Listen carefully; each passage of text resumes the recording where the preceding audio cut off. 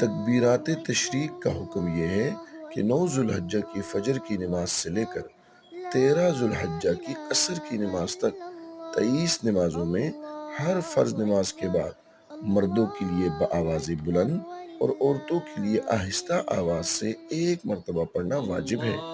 लिहाजा जो शख्स जानबूझकर इन तकबीरात को छोड़ेगा तो वो गुनहगार होगा। ख़वातीन इन दिनों में एक कागज़ पर लिखकर जाए नमाज पर लगा लें ताकि भूलें नहीं। जज़ाकल्लाहु खैरा। तकबीरात के अल्फाज याद रखें।